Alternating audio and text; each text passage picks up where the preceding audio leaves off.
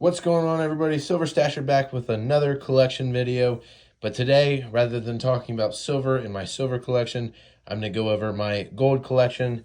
I know it's not a lot, but let's get into it right now.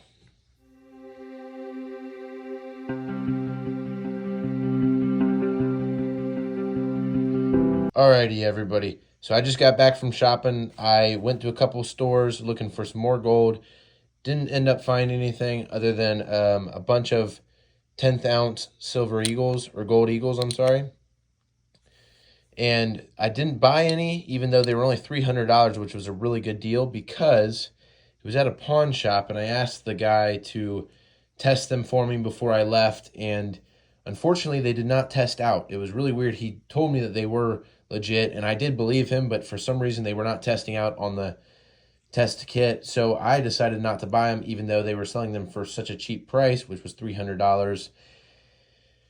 Because any other stores that I went to, they were selling them for about $330. So anyways, I'm a little bummed out about that because I wanted to have another 10th ounce today. But as you can tell, I don't have a ton of gold.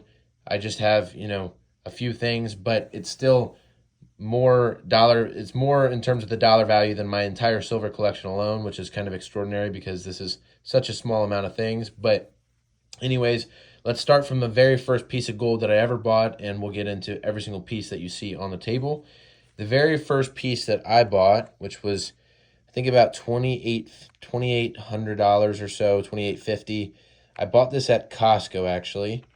Ironically, this was probably the most impulsive purchase of my life because this was right after I got into silver collecting, and I decided that, I started to have a bunch of silver bars and silver rounds, but I had zero gold. So I walked into Costco one day to go grocery shopping, and the first thing that I saw was a sign that said that they had gold on sale for the spot price. And I decided to get a 1 ounce pamp bar because I kind of said, screw it, let's just do it. Let's get a piece of gold so I can have that in my collection. So this is definitely my most expensive piece, as you can tell, because it is a 1 ounce piece of gold. So I love this bar a lot. The only thing I don't like about these pamp bars are the fact that you can't touch them. You can't get them out of the packet. So it's great to play around with, but I like to be able to touch my physical gold if I want to. And everything else that I have allows me to do it. So the next most expensive thing, and probably my second or my most prized possession that I have, is this gold eagle. I think a lot of you guys may have seen a video I posted a couple weeks back about this coin. So it's a 1909 with almost a 1/4 ounce of gold in it. USA Indian head half eagle. This is one of my favorite coins that I have in my entire collection because it is a $5 coin, I believe. Hold on. It's a $5 coin. So just a beautiful, beautiful sovereign coin, as you can tell. And this gold piece is definitely a harder piece to find, at least for around here. I haven't been able to really find it very often. It's not as easy as the eagles and all that. So moving down into the eagles, I got this for $300, but it was a couple months ago when gold was a little bit lower than what it's at today, which I'll put the spot price on the screen right now so you guys can take a look at it. I really wanted to buy another one of these, so I had at least 2 of them today, 10th ounce coins, but it didn't work out because, again, like I said, they wouldn't test. And I don't know, you guys let me know in the comments if you think that maybe I should go back there and tomorrow and purchase them, because I don't distrust the place that I was going to buy them at all, but I just thought it was really weird that they were not testing out, even though he told me that they were real, and he had a bunch of them and none of them would test out. So it's a little bit odd, but you guys let me know if I should be so worried. I'm a little skeptical because I'm still new to this entire game, and last thing I want is to buy fake gold because I can't necessarily afford to do so, and most people cannot. This is another cool coin. This was kind of an impulsive purchase. The store that I bought this at was definitely a little bit of a pricier store, but it's a 1/25th gold Panda, 2007, the 25th anniversary, and I bought it for $115. It's a pretty cool coin. I mean, it's just about big enough to where it feels like it's semi-significant, but it's still not quite. I think from now on, the smallest size gold that I'm ever going to buy is going to be these 10th ounce coins because it anything smaller than this just feels so small, and it doesn't really feel significant at all in your hands.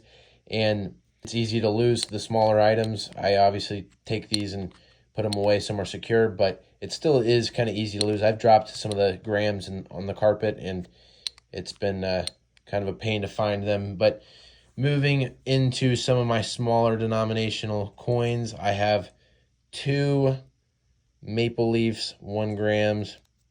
I do like these. If you're going to buy a gram, I like these over the Valcambi bars just because they come in the little capsule, and they are actually a coin, which is kind of cool. I believe they're worth like $2, which, let me look. No, so they have a price of 50 cents on them, so they're actual real coins, and I do actually really like those because with the capsule, it does make it kind of a little bit more significant, so you can see it at least easier. And so I have 2 of those. Here's another one right there. I love the maples, of course. I think we all do. They're just such beautiful coins. Maple leaf is obviously a really cool feature. So, yeah, I've got 2 grams of that, and then I have 3 Valcambi bars that I would never buy again, and I'm probably going to trade up for a 10th ounce here in a minute. But I got 3 of them. They are, they're nice to have in the sense of, yeah, you're able to split them, and if you wanted to divide something up, obviously you can't do that with an ounce because that's $3,000 today, whereas this is $100 or just about. So, it's not necessarily bad in the sense to have smaller denominations if you want it, but at the same time, I would rather turn this into a 10th ounce and rather than have 3 of those, I'd rather have another one of these. So anyways, I was looking for some gold today and struck out, but I still want to keep buying these. I think it's not a bad idea for me to start stacking these 10th ounce gold coins.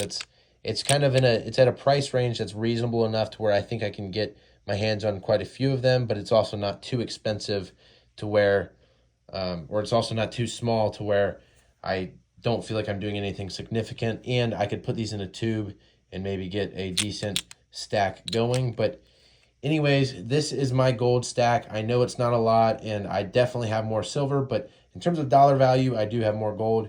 So anyways, I appreciate you guys. I'm not posting this video to brag at all because I'm sure a lot of you guys have a much bigger stack than I do, but I am just posting this video because, one, I want to document my journey because this is a long-term thing for me and a long-term project. I'm in my 20s, so I got a long ways to go, and I do plan on having a lot more gold in the future, but I want to document where I started, and I also want to motivate you guys, if you don't have any gold, to get out and just start buying things, even if it is as small of a purchase as a 1/25 ounce or a 10th ounce or even a gram. You can't go wrong at the end of the day. Gold is king, as everybody says, but as long as you diversify with some gold and silver, which is what I try to do, there's nothing that you can do wrong. It's a lot of fun to have some gold and to work hard and save up for the gold.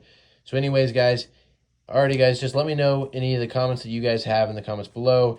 And if you don't mind, please, please, please, just like and subscribe. It helps me out so much. We're almost at 500 subscribers, which blows my freaking mind. I gained almost 100 subscribers yesterday, which is really, really cool to me. You guys have been absolutely blowing my mind with how supportive the coin community is. I wasn't really sure about making videos when I started making them, but now I'm pretty confident in it because all of you guys have been commenting and leaving a lot of kind, thoughtful responses. So I just want you all to know that I really do appreciate that. It does mean a lot to me.